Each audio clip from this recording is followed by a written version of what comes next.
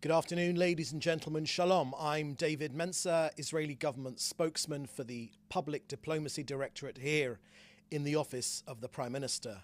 Questions in the chat, please. I will take a few after a very quick update from me.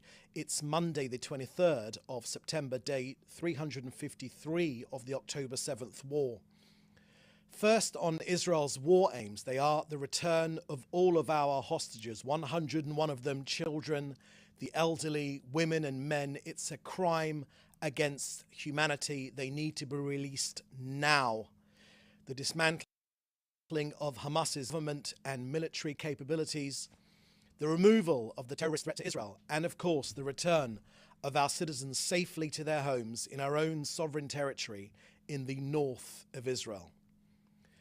To start with, very sad news of fallen Israeli soldiers. IDF casualties since the start of this war have unfortunately risen to 715. Major in the reserves Nael Fouarsi was aged 43 years old and from the majority Druze city of Magar in our north.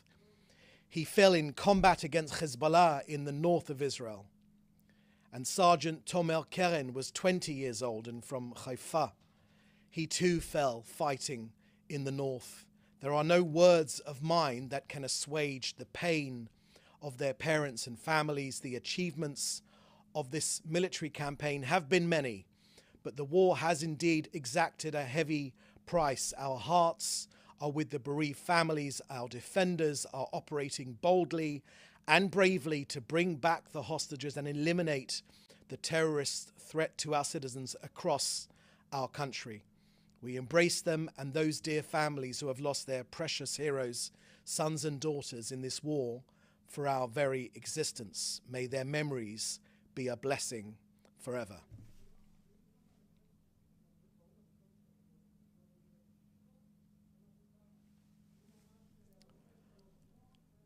Now to the north. Israel has had over 9,000 rockets launched by Hezbollah since the day after the October 7th massacre. 325 Israelis have been wounded. 48 people have been killed. 12 Israeli Druze children killed on a football pitch. I saw it for myself with my very own eyes in Majd al-Shams. 190 million square meters of our country have been burnt. 63,500 Israelis evacuated from their homes. Businesses and the education of our children massively disrupted. Our cities, towns, kibbutzim, farms and villages bombarded with rockets and drones. No country in the world would put up with this assault. Some kibbutzim have been completely destroyed. Family homes have been destroyed. Farms have been devastated. Livestock murdered, including 15 dairy cows just yesterday. Hezbollah has fired the Fadi rocket, named after a terrorist, with an 83-kilogram warhead of explosives and a range of 70 kilometers. 4 cruise missiles yesterday fired at us with their launchers hidden in family homes in southern Lebanon. Iranian UAVs used against Israel, but fired by terrorists and then sent to Russia for their war against Ukraine.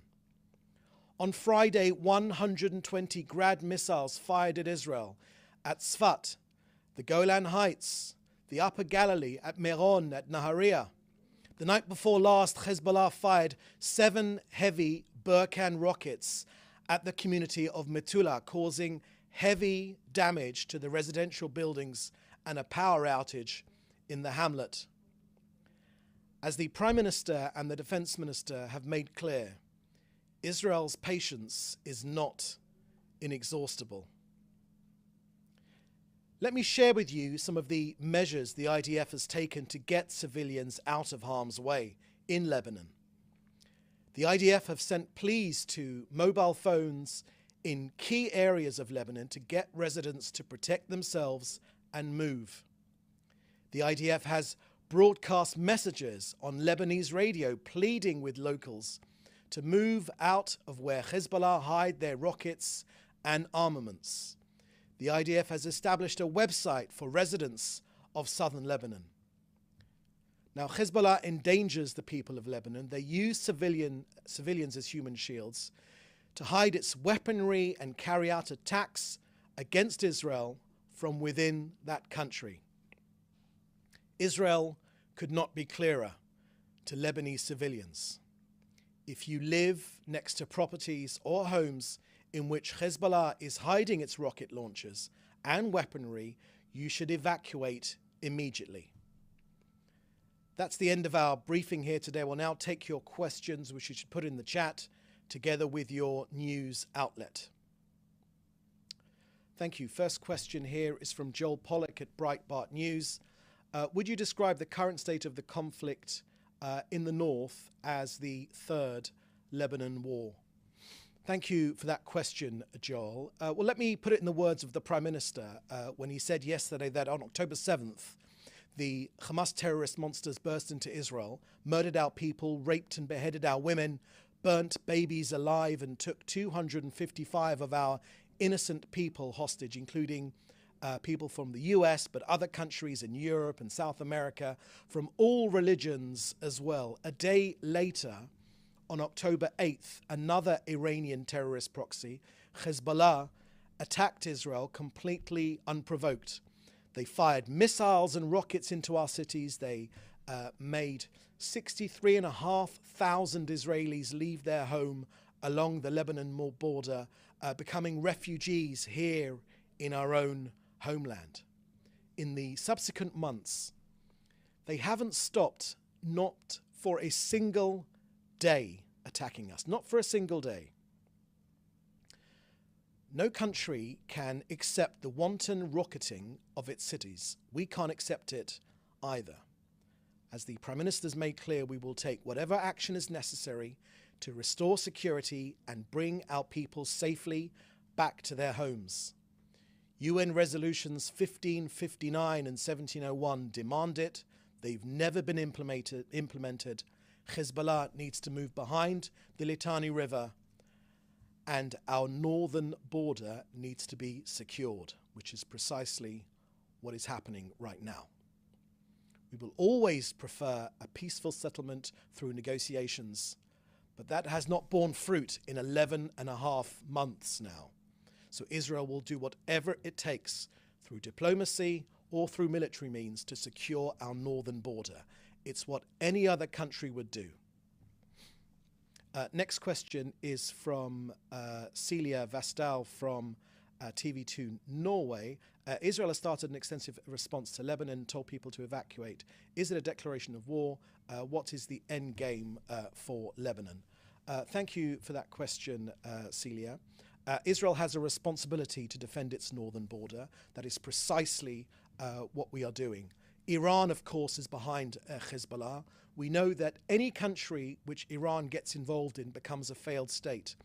Lebanon is just such an example. Because of Iran's meddling through their local proxy, Hezbollah, the country has become a failed state. We believe that the majority of Lebanese people are against Hezbollah. Hezbollah need to be ejected from your politics, from your country, Lebanon, and peace needs to be restored to our northern border. We are doing precisely what any other country would do.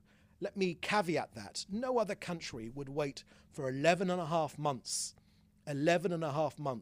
to deal with this sort of aggression against our people. The days, as our representative in the United Nations, Danny Danon, has made clear, the days of people taking pot shots against Jews are over. Danny Danon makes quite clear we have an army, we have a military, we have a mandate by our people to defend ourselves, and that is precisely what we will do. Okay, that seems to be the last question that we have here today. So thank you for joining us. In the meantime, please do stay safe. We'll have another briefing this time tomorrow. In the meantime, thank you very much. Bye-bye.